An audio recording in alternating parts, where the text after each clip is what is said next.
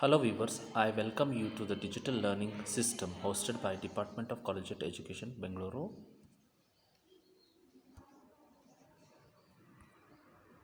I am Dr. Manjunath Estalagadi, serving as Assistant Professor in Sri C.N. Nirani Government First Grade College, Savalgi.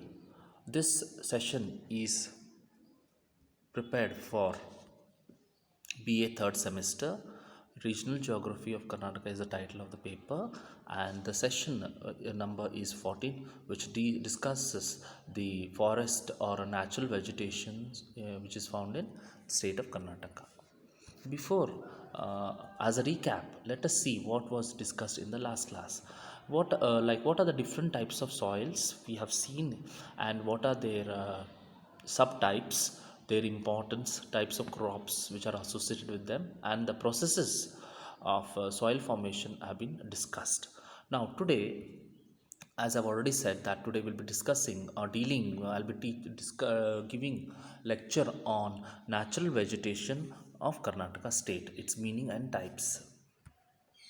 Now, what do you mean by natural vegetation? Natural vegetation, Swabhavika Sasyavarga, it is another name for flora. ಅಂತಂದರೆ ಸ್ವಾಭಾವಿಕ ಸಸ್ಯವರ್ಗ ಇದೊಂದು ಒಂದು ಪ್ರಮುಖ ಸಂಪನ್ಮೂಲ ಆಗಿದ್ದು ಮತ್ತು ಇದು ಸಾಮಾನ್ಯವಾಗಿ ನಿಸರ್ಗದ ಒಂದು ಕೊಡುಗೆ ಆಗಿರುತ್ತದೆ. It is a gift of nature and it gross in nature and it is the care is also taken by nature. Vegetation as in general, ಸ್ವಾಭಾವಿಕ ಸಸ್ಯವರ್ಗ ಜನರಲ್ ಆಗಿ ಅಂತಂದರೆ ಭಾಳ ವಿವಿಧ ಸಸ್ಯವರ್ಗಗಳನ್ನು ಒಳಗೊಂಡಿರುತ್ತದೆ. ದ ಸನ್ಲೈಟ್, ಸೂರ್ಯನ ಕಿರಣಗಳು, ಸ್ವಾಭಾವಿಕ ಖನಿಜ ಸಂಪನ್ಮೂಲಗಳು ಮತ್ತು ಜಲ ಇವೆಲ್ಲ ಏನಿದಾವೆ ಅಂತಂದ್ರೆ ನಿಸರ್ಗದಲ್ಲಿ ಮತ್ತು ಸ್ವಾಭಾವಿಕ ಸಸ್ಯವರ್ಗದಲ್ಲಿ ಕಾಣಿಸುವಂಥ ಒಂದು ಲಕ್ಷಣ ಆಗಿರುತ್ತದೆ. ಈ ಸಸ್ಯವರ್ಗವು ಸಾಮಾನ್ಯವಾಗಿ ಮಾಡಿಫೈ ಆಗಿರಂಗಿಲ್ಲ, ಬದಲಾವಣೆ ಆಗಿರಂಗಿಲ್ಲ ಮತ್ತು ಇವು ಮಾನವನಿಂದ ದೂರ ಆಗಿರುತ್ತದೆ. ಕ್ರಮೇಣವಾಗಿ ಇವೇನಾಗ್ತಾ ಇದೆ ಅಂತಂದ್ರೆ ಬದಲಾವಣೆಯನ್ನು ನೋಡ್ಬೋದು ನಾವು. ಸ್ವಾಭಾವಿಕ ಸಸ್ಯವರ್ಗ ಅಂದರೆ ಪ್ರಾಣಿ ವರ್ಗ ಮತ್ತು ಸಸ್ಯವರ್ಗ. ಇಲ್ಲಿ ವಿವಿಧ ಪ್ರಕಾರದ ಸಸ್ಯವರ್ಗಗಳು ಕಂಡುಬರುತ್ತವೆ ಮತ್ತು ಬೇರೆ ಬೇರೆ ಸ್ಥಳದಲ್ಲಿ ವಿಭಿನ್ನವಾಗಿ ಮತ್ತು ವೈವಿಧ್ಯಮಯವಾಗಿ ಕಾಣಿಸುತ್ತವೆ. ಇಲ್ಲಿ ಮಳೆ ಪ್ರಮಾಣ ಮತ್ತು ಮಣ್ಣು ಬಹಳ ಪ್ರಮುಖ ಒಂದು ರೋಲ್ ಅಂದರೆ ಪಾತ್ರವನ್ನು ವಹಿಸುತ್ತವೆ. ಪರ್ಟಿಕ್ಯುಲರ್ಲಿ ಯಾವ ಸಸ್ಯವರ್ಗ ಮತ್ತು ಯಾವ ಪ್ರಕಾರದ ಸಸ್ಯವರ್ಗ ಮತ್ತು ವೈವಿಧ್ಯಮಯ ನೋಡಲಿಕ್ಕೆ ಮಳೆ ಮತ್ತು ಮಣ್ಣು ಬಹಳ ಪ್ರಮುಖ ಪಾತ್ರ ವಹಿಸುತ್ತದೆ. ಟೆಂಪ್ರೇಚರ್ ಮತ್ತು ಹ್ಯುಮಿಡಿಟಿ ಅಂದರೆ ತಾಪಮಾನ ಮತ್ತು ಆರ್ದ್ರತೆ ಸ್ವಾಭಾವಿಕ ಸಸ್ಯವರ್ಗದ ಒಂದು ಕ್ಯಾರೆಕ್ಟರ್ ಮತ್ತು ಎಕ್ಸ್ಟೆಂಟ್ ವಿಸ್ತರಣೆ ನೋಡುತ್ತದೆ. ಇದರ ಜೊತೆಗೆ ಬೇರೆ ಬೇರೆ ಫ್ಯಾಕ್ಟರ್ಸ್ ಇದ್ದಂಥ ಅಂಶಗಳು ಅಂತಂದರೆ ಸ್ಲೋಪ್, ಇಳಿಜಾರು ಮತ್ತು ಥಿಕ್ನೆಸ್ ಅಂತಂದರೆ ಎಷ್ಟು ದಟ್ಟವಾದ ಅರಣ್ಯವಿದೆ, ದಟ್ಟ ಇದೆ ಅಥವಾ ಕಡಿಮೆ ದಟ್ಟ ಅಥವಾ ಏನೋ ಕುರುಚಲ ಐತ್ಯೋ ಅಥವಾ ವಿರಳ ಸಸ್ಯವರ್ಗಿದೆ ಅಂತ ಇದು ಫ್ಯಾಕ್ಟರ್ಸ್ ಅಂತಂದರೆ ಅಂಶಗಳನ್ನು ನಿರ್ಧರಿಸುತ್ತವೆ. ಇಲ್ಲಿ terrestrial vegetation is one of the most vital natural resources. ಈಗಾಗಲೇ ಹೇಳಿದಂತೆ ಇದೊಂದು ಸ್ವಾಭಾವಿಕ ಸಸ್ಯವರ್ಗ ಒಂದು ಸ್ವಾಭಾವಿಕ ಸಂಪನ್ಮೂಲವಾಗಿದೆ. ಇದನ್ನು ಸಂರಕ್ಷಣೆ ಮಾಡಬೇಕಾಗುತ್ತದೆ.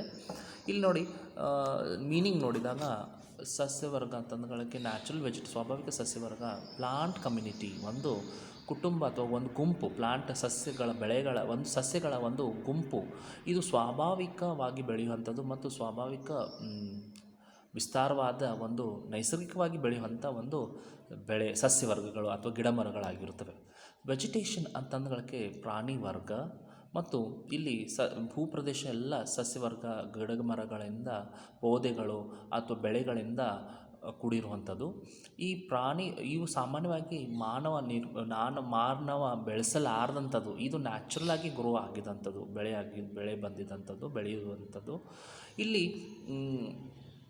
Cultivated crops and fruits, orchids farm part. ಇಲ್ಲಿ ಒಮ್ಮೊಮ್ಮೆ ಬೆಳೆ ಮತ್ತು ಫ್ರೂಟ್ಸ್, ಹಣ್ಣು, ಹೂವುಗಳು ಇವು ಸ್ವಾಭಾವಿಕ ಇವು ಸಸ್ಯಗಳೇ, ಆದರೆ ಇವು ಸ್ವಾಭಾವಿಕ ಸಸ್ಯವರ್ಗ ಒಳಗೆ ಬರುವುದಿಲ್ಲ.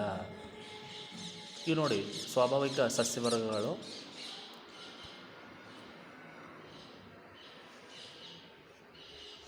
ಓಕೆ, ಸೊ ಹಾಗಿದ್ದಾಗ ಸಸ್ಯವರ್ಗಗಳ ವಿಧಗಳ್ಯಾವವು ಕರ್ನಾಟಕದಲ್ಲಿ ನೋಡಿದಾಗ ಸುಮಾರು 5 ಸಸ್ಯವರ್ಗಗಳ ವಿಧಗಳು ನಾವು ನೋಡ್ಬೋದು. ಇವು ಯಾವ ರೀತಿ ವಿಂಗಡಣೆ ಮಾಡಿದ್ದಾರೆ ಅಂತಂದರೆ ಮಳೆಯ ಆಧಾರ ಮೇಲೆ ಮತ್ತು ಭೂಸ್ವರೂಪದ ಆಧಾರ ಮೇಲೆ ಮತ್ತು ಮಣ್ಣುಗಳ ಆಧಾರ ಮೇಲೆ ಕರ್ನಾಟಕ ಸಸ್ಯವರ್ಗವು 5 ಭಾಗಗಳಾಗಿ ವಿಂಗಡಿಸುತ್ತವೆ. ಫಸ್ಟ್ ಒಂದನೇದು ಕರಾವಳಿ ಸಸ್ಯವರ್ಗ, ನಿತ್ಯ ಹರಿದ್ವರ್ಣದ ಸಸ್ಯವರ್ಗ, ಎಲೆ ಉದುರುವ ಸಸ್ಯವರ್ಗ, ಮಿಶ್ರಿತ ಸಸ್ಯವರ್ಗ. ಇಲ್ಲಿ ಕುರುಚಿಲ್ಲ ಸಸ್ಯವರ್ಗ, ಹುಲ್ಲುಗಾವಲುಗಳು, ಕಂಟೆಗಳು ಇವು 5ನೇ ಗುಂಪೊಳಗೆ ಬರುವಂಥವು. ಕರ್ನಾಟಕ ರಾಜ್ಯವು ವೈವಿಧ್ಯಮಯ ಮತ್ತು ಶ್ರೀಮಂತವಾದಂಥ ವಿವಿಧ ಸಸ್ಯವರ್ಗಗಳ ಜಾತಿಗಳು ನಮ್ಮಲ್ಲಿ ಕಾಣಿಸಿಬರುತ್ತವೆ. It plays an important role in preserving ecological balance. ಅಂತಂದರೆ ಇದು ಸಸ್ಯವರ್ಗಗಳು ಏನು ಮಾಡ್ತಾವೆ ಅಂತಂದ್ರೆ ಜೈವಿಕ ಸಂತುಲನವನ್ನು ಮಾಡಲಿಕ್ಕೆ ಪೂರಕವಾಗುತ್ತವೆ.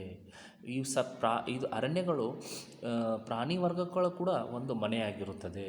ಅದಕ್ಕೆ ಕರ್ನಾಟಕ ಒಮ್ಮೊಮ್ಮೆ ನಾವು ಏನು ನೆನಪು ಮಾಡ್ತೇವೆ ಅಂತ ಕರ್ನಾಟಕ ಸಸ್ಯವರ್ಗಗಳಲ್ಲಿ ಅಂದಗಳಕ್ಕೆ ನಮಗೆ ಫಸ್ಟ್ ಬರುತ್ತೆ ನೆನಪು ಅಂತಂದರೆ ಸ್ಯಾಂಡಲ್ವುಡ್ಡು. ಅದಕ್ಕೆ ಕರ್ನಾಟಕವನ್ನು ಸಿರಿಗಂಧದ ಒಂದು ನಾಡು ಅಂತ ಕೂಡ ಕರೆಯುತ್ತಾರೆ. ಇಲ್ಲಿ ಫಸ್ಟು ಲಿಟರಲ್ ವೆಜಿಟೇಷನ್ ಅಂತಂದರೆ ಕರಾವಳಿ ಕೋಸ್ಟಲ್ ಭಾಗದಲ್ಲಿ ಕಾಣಿಸುವಂಥ ಕರಾವಳಿಯಲ್ಲಿ ಕಾಣಿಸುವಂಥ ಒಂದು ಸಸ್ಯವರ್ಗ. ಇಲ್ಲಿ ಸಾಮಾನ್ಯವಾಗಿ ಸಾಲ್ಟ್ ಟಾಲರೆಂಟ್ ಸಸ್ಯವರ್ಗ ಅಂತಂದರೆ ಲವಣಯುಕ್ತ ಪ್ರದೇಶದಲ್ಲಿ ಬೆಳೆಯುವಂಥ ಒಂದು ಸಸ್ಯವರ್ಗ ಇಲ್ಲಿ ಕಾಣುವಂಥದ್ದು. They ಆಕರ್ in patches. ಇವು ಗುಂಪಾಗಿ ಕಾಣಿಸುವಂಥದ್ದು. ಕೆಲವೊಮ್ಮೆ ನ್ಯಾರೋ ಸ್ಟ್ರಿಪ್ಸ್ ಅಂತಂದರೆ ಕರಾವಳಿಯ ದಂಡೆಯಲ್ಲಿ ಮತ್ತು ಡೆಲ್ಟಾಸ್ ಅಂದರೆ ಮುಖಜ ಭೂಮಿ, ಎಸ್ಚುರೀಸ್ ಅಳಿವೆಗಳಲ್ಲಿ ಮತ್ತು ಕೇವ್ಸ್ ಅಂದರೆ ಗುಹೆಗಳಲ್ಲಿ ನಾವು ಏನು ನೋಡ್ಬೋದು ಅಂತಂದರೆ ಈ ಪ್ರಕಾರದ ಕರಾವಳಿ ಸಸ್ಯವರ್ಗಗಳನ್ನು ನೋಡಬಹುದು. ಇಲ್ಲಿ literal vegetation is also called as coastal vegetation. In Kannada we don't have that. Kannada ಒಳಗೆ ಕರಾವಳಿಯ ಸಸ್ಯವರ್ಗ ಮಾತ್ರ ಅನ್ನುವಂಥದ್ದು ಮತ್ತೊಂದು ಹೆಸರು ಇಲ್ಲಿದೆ. ಸಾಮಾನ್ಯವಾಗಿ ಕೋಸ್ಟಲ್ ಕರ್ನಾಟಕ ನೋಡಿದಾಗ ಉತ್ತರದಲ್ಲಿ ಕಾರವಾರದಿಂದ ಮಂಗಳೂರುವರೆಗೆ, ದಕ್ಷಿಣದಲ್ಲಿ ಇರುವ ಮಂಗಳೂರುವರೆಗೆ ಹಬ್ಬಿಕೊಂಡಿದೆ, ವಿಸ್ತಾರಗೊಂಡಿದೆ. ಇಲ್ಲಿ ಎಸ್ಚುರೀಸ್ ಅಳವೆಗಳು, ಈ ಸಸ್ಯವರ್ಗ ಅಳವೆಗಳಲ್ಲಿ ಮತ್ತು ಸ್ಯಾಂಡ್ ಡ್ಯೂನ್ಸ್ ಅಂದರೆ ದಿಣ್ಣೆಗಳು, ಮರಳು ದಿಣ್ಣೆಗಳಲ್ಲಿ ಇವು ಕಾಣಿಸಿಬರುತ್ತವೆ. ಇವು ಲವಣಯುಕ್ತ ಮತ್ತು ಫ್ರೆಶ್ ನೀರುಗಳಲ್ಲಿ ಕೂಡ ಈ ಸಸ್ಯವರ್ಗ ಬೆಳೆಯಬಹುದು ಮತ್ತು ಉಳಿಬಹುದು. ಈ ಸಸ್ಯವರ್ಗಗಳನ್ನು ಟೈಡಲ್ ಫಾರೆಸ್ಟ್ ಅಥವಾ ಸ್ವ್ಯಾಂಪಿ ಜೌಗು ಅರಣ್ಯಗಳು ಅಥವಾ ಉಬ್ಬರವಿಳಿತದ ಅರಣ್ಯಗಳು ಕೂಡ ಒಮ್ಮೊಮ್ಮೆ ಅಂತಾರೆ. ಇವು ಉಬ್ಬರ ಹೆಚ್ಚಾಗಿದಾಗ, ಸಮುದ್ರ ಮಟ್ಟ ಹೆಚ್ಚಾಗಿದಾಗ ಅರಣ್ಯ ಈ ಲವಣಯುಕ್ತದಲ್ಲಿ ಬೆಳೆಯುವಂಥದ್ದಾಗಿರ್ತದೆ ಮತ್ತು ಜೌಗು ಪ್ರದೇಶವಾಗಿ ನಿರ್ಮಾಣ ಆಗ್ತದೆ. ಇದನ್ನು ಕೆಲವೊಮ್ಮೆ ಮ್ಯಾಂಗ್ರೂವ್ ವೆಜಿಟೇಷನ್, ಮ್ಯಾಂಗ್ರೂವ್ ಸಸ್ಯವರ್ಗ. ಇಲ್ಲಿ ಪ್ರಮುಖವಾದ ಸಿಲ್ಟ್ ರೂಟ್ಸ್ ಅಂತಂದರೆ ಶೀಳಿರುವಂಥ ಒಂದು ಬೇರುಗಳು ಇಲ್ಲಿಗೆ ನಾವು ನೋಡಬಹುದು. ಇದು ಮುಖ್ಯ ಲಕ್ಷಣ ಮ್ಯಾಂಗ್ರೂವ್ದಾಗಿರುತ್ತದೆ. ಮ್ಯಾಂಗ್ರೂವ್ ಅರಣ್ಯದ ಮುಖ್ಯ ಲಕ್ಷಣ ಅಂತಂದರೆ ಬೇರುಗಳು ಏನರ್ಥ ಅಂತಂದರೆ ಮೇಲೆ ಕಾಣಿಸುವಂಥದ್ದು, ಮೇಲಿಂದ ಮೇಲೆ ಕಾಣಿಸುವಂಥದ್ದು ಬೇರುಗಳು. ಸೊ ಇಲ್ಲಿ ಕೋಸ್ಟಲ್ ವೆಜಿಟೇಷನ್ ಇದು ಈ ಕರಾವಳಿ ಅರಣ್ಯ ಹೆಂಗಿದೆ ಅಂತಂದರೆ ನಿತ್ಯ ಹರಿದ್ವರ್ಣ ಅರಣ್ಯ ಟೈಪ್ ಇದು. ಆದರೆ ಒಂದೇ ಡಿಫ್ರೆನ್ಸ್ ಏನಂತಂದರೆ ಇದು ಕರಾವಳಿಯಲ್ಲಿ ಮಾತ್ರ ಇದೆ ಮತ್ತು ಲವಣಯುಕ್ತ ನೀರಿನಲ್ಲಿ ಬೆಳೆಯುವಂಥ ಒಂದು ಸಸ್ಯವರ್ಗ. ಇದು ವಿಂಡ್ ಇರೋಷನ್ ಅಂತಂದರೆ ಮಾರುತಗಳ ಒಂದು ಗಾಳಿಯ ಒಂದು ಇಳುವರಿ, ಇದು ನಗರೀಕರಣ ಕಾರ್ಯವನ್ನು ನಿಯಂತ್ರಣ ಮತ್ತು ಸಮುದ್ರದ ಅಲೆಗಳ ಒಂದು ನಿಯಂತ್ರಣ ಮಾಡಲಿಕ್ಕೆ ಈ ಸಸ್ಯವರ್ಗ ಭಾಳ ಪ್ರಮುಖ ಕೆಲಸ ಮಾಡುವಂಥದ್ದು. ಈ ಸಸ್ಯವರ್ಗಗಳು ಒಂದು ಮನೆ, ಇದು ಪ್ರಾಣಿ ವರ್ಗಗಳಿಗೆ ಮನೆ ಅಥವಾ ಒಂದು ಹ್ಯಾಬಿಟ್ಯಾಟ್ ನಿರ್ಮಾಣ ಮಾಡುವಂಥ ಕೆಲಸ ಕೂಡ ಮಾಡ್ತದೆ.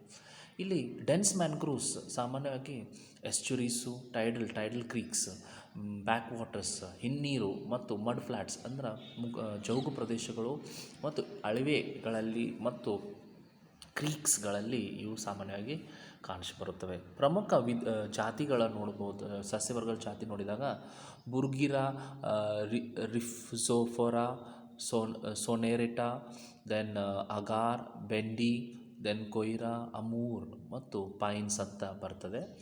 ಇದರ ಜೊತೆಗೆ ಇಲ್ಲಿ ಪ್ರಮುಖ ಮ್ಯಾಂಗ್ರೂವ್ಸ್ ನೋಡಿದಾಗ ಕುಂದಾಪುರದ ಗಂಗೋಲಿ ಅಂತ ಒಂದು ಸ್ಥಳದಲ್ಲಿ ಅತಿ ಹೆಚ್ಚಾಗಿ ಕಾಣಿಸಿಬರುವಂಥವು ಗಂಗೋಲಿ ಮತ್ತು ಗಂಗಾವಲ್ಲಿ ಬೆಡ್ತಿ ಅಂತಂದರೆ ಇದು ಗೋಕರ್ಣ ಹತ್ತಿರದಲ್ಲಿ ಇರುವಂಥ ಸ್ಥಳದಲ್ಲಿ ಅತಿ ಹೆಚ್ಚಾಗಿ ಕರಾವಳಿ ಸಸ್ಯವರ್ಗ ಅಥವಾ ಮ್ಯಾನ್ಗ್ರೂವ್ಸ್ ಕಂಡುಬರುತ್ತವೆ.